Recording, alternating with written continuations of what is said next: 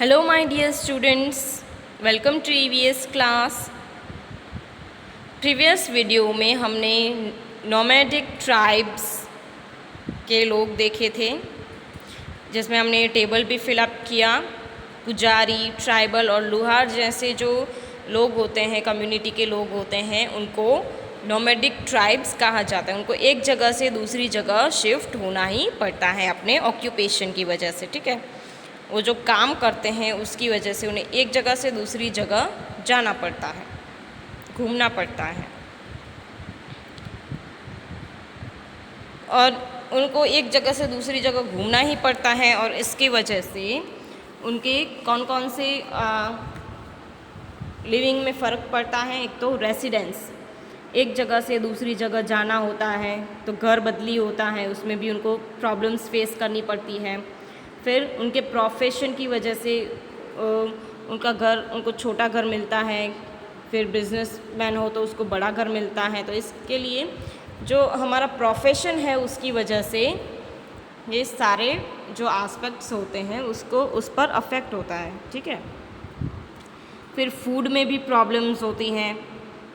अभी देखो, अभी वो कच्छ में रहते हैं, ठीक है। नोमैडिक ट्राइब के अभी कोई जो भी लोग हैं, ट्राइबल लोग हैं, वो यहाँ पे कच्छ में रहते हैं, उनको काम यहाँ पर मिला है इसलिए, ठीक है। तो यहाँ पर वो जो खाना खाते हैं वो खाते हैं। फिर थोड़े कुछ दिनों बाद समझ लो उनको किसी और डिस्ट्रिक्ट में जाना पड़ा, तो वहाँ का भी खाना पीना अलग हो जाता है। ये फूड में भी प्रॉब्लम्स होती हैं उनको। फिर ड्रेसिंग स्टाइल भी चेंज करना पड़ता है, जहाँ हम रहते हैं उसी तरह से ड्रेसिंग स्टाइल करना पड़ता है। ट्रेडिशन भी चेंज हो जाता है। फिर पूरा लैंड चेंज हो जाता है, एक जगह से दूसरी जगह उसको जाना पड़ता है, ठीक है। प्लांट्स, बर्ड्स, एनिमल्स, एयर, इन सब में कोई फ़र्क नहीं पड़ता है। नाउ थिंक एंड से। First, what difficulties have to be faced first, what is the need of residence in our life। हमारी लाइफ में रेसिडेंस यानी कि घर, उसकी क्या ज़रूरत है। So residence protect us from heat, cold and rain. हमारा जो घर होता है वो हमें किससे प्रोटेक्ट करता है। हीट यानी गर्मी, कोल्ड मतलब ठंडी, और रेन यानी बरसात, इन सब से हमें प्रोटेक्ट करता है। Second, how does N occupation influence social life. हमारा जो ऑक्यूपेशन यानी कि हमारा जो काम है उसकी वजह से हमारी जो सोशल लाइफ है, जिस सोसाइटी में हम रहते हैं, ठीक है, हमारे आसपास बहुत सारे लोग होते हैं, तो उन सब के साथ रहने में क्या फ़र्क पड़ जाता है हमारे ऑक्यूपेशन की वजह से। So occupation help us to earn money for living in a place we have a stable social life and stable relationship with neighbours.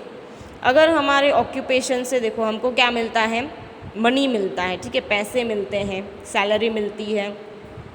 तो हमारे जॉब की वजह से, हमारे काम की वजह से हम अर्न करते हैं, मनी अर्न करते हैं।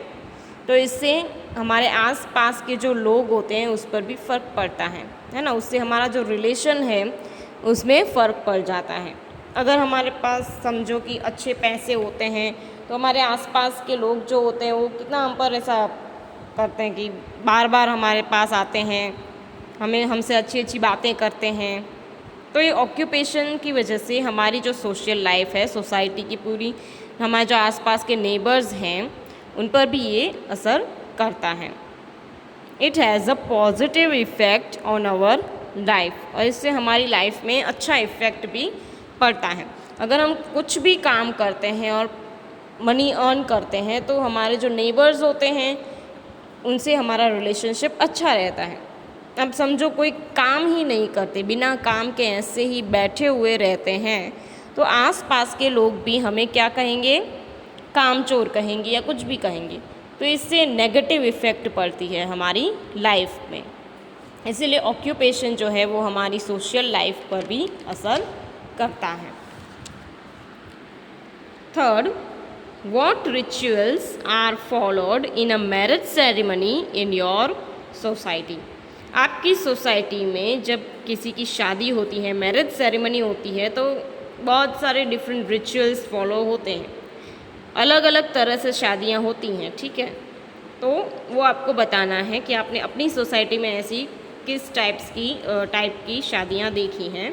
तो पहले तो क्या होता है, a groom goes to bride's house and get married in the presence of relatives and पंडित।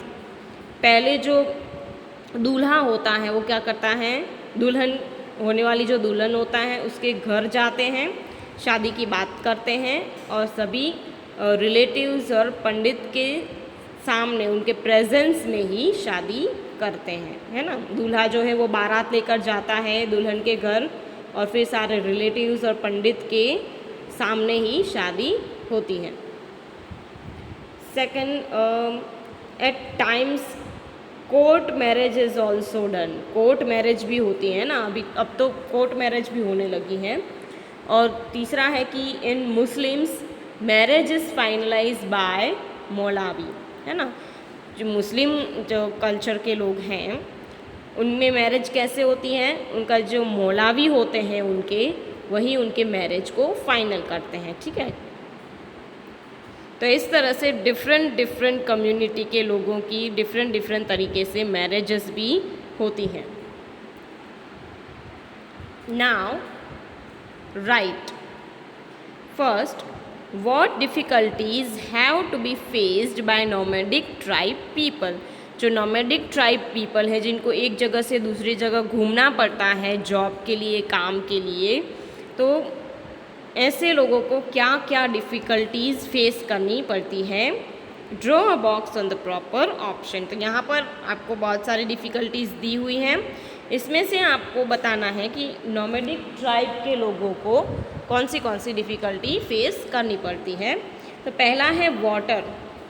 अब एक जगह से दूसरी जगह जाएंगे तो वाटर की भी तकलीफ़ होती रहती है, ठीक है। फिर विंड यानी हवा, हवा तो सभी जगह एक जैसी होती है तो उसमें कोई फ़र्क नहीं पड़ता है। फिर है फूड, फूड भी चेंज होता है तो उसमें भी प्रॉब्लम्स होती हैं। फिर कॉस्ट्यूम्स में भी प्रॉब्लम हो जाती है। फिर कोल्ड, बहुत ठंडी होती है, कभी घर मिलता है नहीं मिलता है उनको, एक जगह से दूसरी जगह जाते हैं तो कोल्ड, हीट, फिर रेन, इन सब की प्रॉब्लम्स होती है। फिर एजुकेशन में भी प्रॉब्लम होती है। अगर उनके बच्चे पढ़ रहे हैं तो पहले एक जगह पर वो रहते थे, वहाँ पर पढ़ते थे, फिर अब दूसरी जगह गए हैं तो वहाँ पर उनकी स्कूल चेंज करनी पड़ती है। तो इस तरह से एजुकेशन पे भी असर पड़ता है। फिर है साइक्लोन और तूफ़ान, तो इसमें कोई फ़र्क नहीं पड़ता है। नॉइज़, आवाज़, उसमें भी कोई फ़र्क नहीं पड़ता है। फिर है डार्कनेस, तो डार्कनेस भी उनकी लाइफ में असर करती है, ठीक है, क्योंकि लाइट की तो सबको ज़रूरत होती है, पर अगर अंधेरा हो तो कुछ भी दिखाई भी नहीं देता है, कुछ भी नहीं हो सकता है अंधेरे में, तो ये प्रॉब्लम्स भी उनको फेस करनी पड़ती हैं। फिर है बाथिंग, नहाने की भी कभी कभी जगह नहीं मिलती हैं, क्योंकि अगर वो एक जगह से दूसरी जगह जा रहे हैं तो तब तक वो कहाँ पर नहाएंगे। फिर नहाने की भी प्रॉब्लम्स फेस करनी पड़ती हैं। फिर जहाँ पर उनको रहने मिला है वहाँ पर पानी टाइम टू टाइम नहीं आता हो तो उसके लिए भी बाथिंग में प्रॉब्लम होती है, वाटर में प्रॉब्लम होती है। तो इस तरह से ये बहुत सारी प्रॉब्लम्स है जो नोमैडिक ट्राइब के पीपल को फेस करनी पड़ती है। Next page number 36, fill in the colours. Wow, फिर से आपको कलर्स करने का आया है, ठीक है। First, from which grain do people make chapati bread at home. यहाँ पर नीचे आपको बहुत सारे ग्रेन्स दिए हुए हैं, उनमें से आपको बताना है कि कौन से ग्रेन्स में से चपाटी और ब्रेड बनती है। Fill in the colour in the box from which chapati bread can be made. First है वीट, वीट में से आटा बनता है तो उसकी भी चपाटी और ब्रेड बनती है। फिर है मेज़, तो मेज़ में से भी चपाटी और ब्रेड बनती है। फिर है बाजरा, बाजरा में से भी चपाटी बनती है और ब्रेड भी बनती है। फिर है राइस, तो राइस में से चपाटी या ब्रेड नहीं बनती है। फिर उसके बाद है बार्ली, तो बार्ली में से भी चपाटी ब्रेड बनती है। फिर है रागी, रागी भी एक ग्रेन है, उसमें से भी चपाटी और ब्रेड बनती है। फिर है ज्वार, ज्वार में से भी चपाटी बनती है।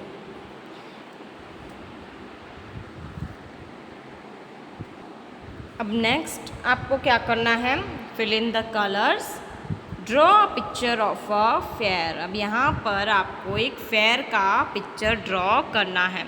यहाँ पर देखिए मैंने भी एक फेयर का पिक्चर ड्रॉ किया है, आप भी इस तरह का ही कुछ फेयर का पिक्चर ड्रॉ कर सकते हैं। ठीक है, गांव के मेले का पिक्चर हम ड्रॉ कर सकते हैं। सो यहाँ पर हम अपना ये चैप्टर फिनिश करते हैं। Thank you and have a nice day.